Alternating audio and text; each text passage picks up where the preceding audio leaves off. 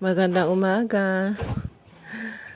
Heto na naman tayo ang ating umagang kay ganda. So, maaga talaga ako nagigising. Tapos, sa umaga rin ako nakakapag ayos at nakakapag-imis ng aking mga gamit. Nakikita nyo yan. Yan yung aking saging. Kulay green pa yan. Ngayon, pwede na siyang kainin. So, nilagay ko muna siya dyan, nakasabit. Kasi mahirap nang unahan ako ni Ben.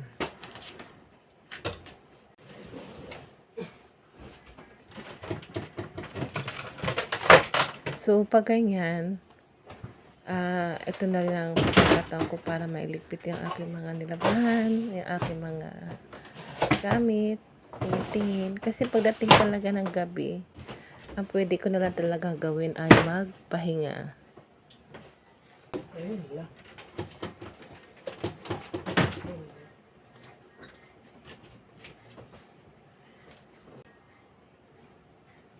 Never na mawawala sa atin ang kape. Yan ang gumigising sa atin sa umaga. Nakita niyo yan, bareback. Pasensya na kayo. O, diba? Laging may kape tayo sa umaga. Kahit mainit, ganun na yata talaga Pinoy, no? Hindi na mawawala ang mainit na kape sa atin kahit napakainit ng ating panahon. So, sabi ko nga, ito na rin pagkakataon ko pag maaga akong gumigising, ang maglinis, mag-imis-imis, hindi matatawag yan na talagang general cleaning, ano. At least kahit paano, ma-maintain ko lang yung kwarto kung walang kalat.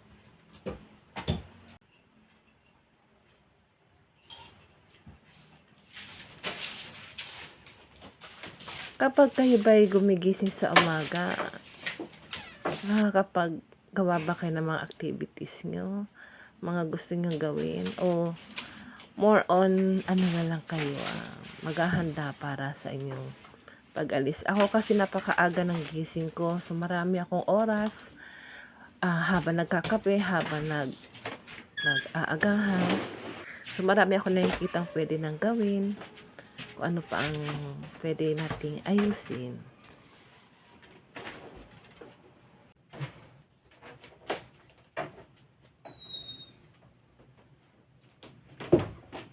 Sa ngayong content ko ay hindi muna tayo naglagay ng mga sound para kung ano ang natural sound ng ating kwarto, ng ating content. Yun lang inyong maririnig. Pati syempre aking boses na inaantok-antok pa. O diba? Pasway-sway pa ang lola niyo dyan. Tapos napansin ko tong aking dalawang kasama. Sabi ko na, hindi ko na napapansin yung dalawang yan. Kamusta na ba sila? Okay lang ba kayo dito? Kasi lagi ko silang iniiwan. Tapos gabi na ako nakakauwi. Tapos diretso ligo, linis. Tapos tulog na. So, ayan. Napansin ko sila.